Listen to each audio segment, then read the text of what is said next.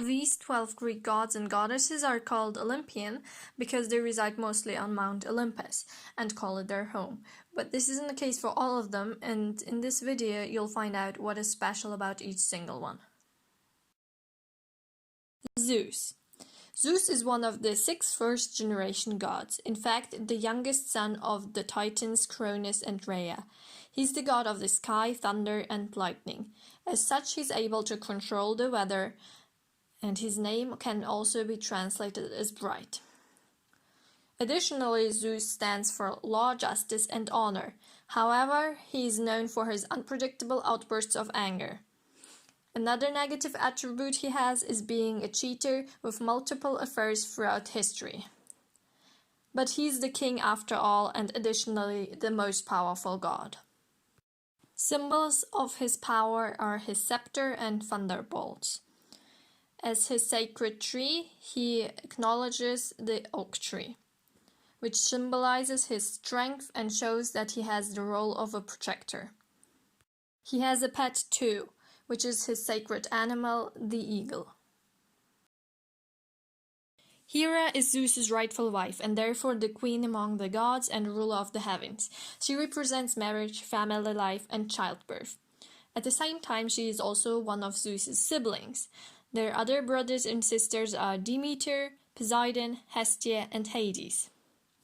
Her symbols include her diadem, the pomegranate, a lotus flower, or the panther.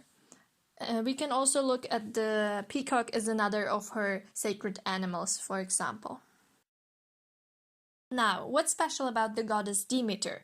She's the goddess of fertility, agriculture, and harvest. And the most famous story that you've probably heard about her is her search for her daughter Persephone, who was abducted by Hades. From this incident also originate the different seasons on Earth.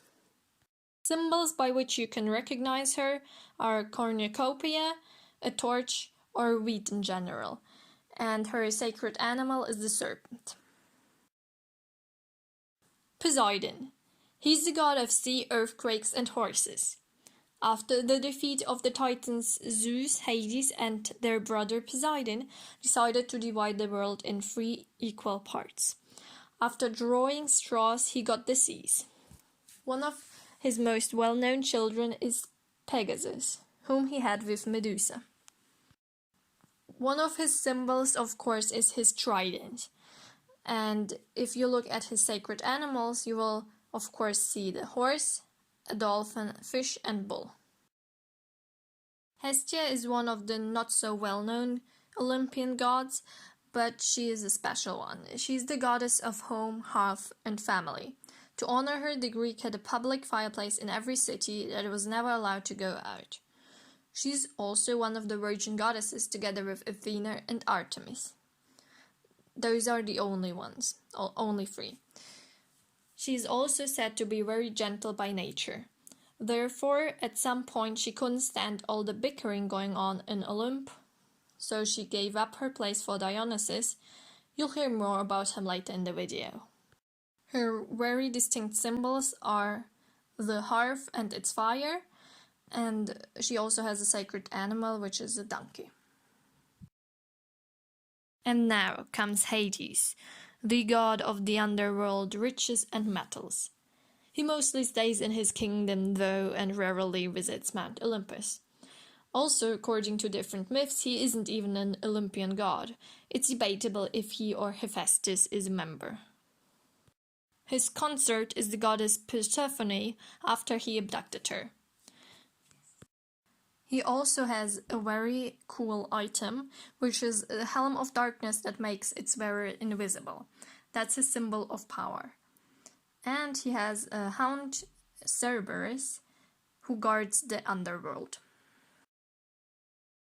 Hephaestos is the god of craftsmen, blacksmith, sculptures, fire, plus volcano. Unfortunately, he is disfigured and not as handsome as the other gods. That's why I didn't include a picture. In some legends, Hera hated her son so much she threw him away after he was born. Luckily, the nymph Thetis rescued and raised him. He has an arranged marriage with Aphrodite, who is the most beautiful goddess, if you didn't know that. And his symbol is a hammer, because he is a craftsman / blacksmith himself. A very talented one, by the way. Now, finally we come to Aphrodite.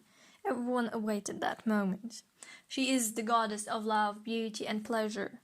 After all, Aphrodite was born after Cronus mutilated his father Uranus and threw his parts into the sea.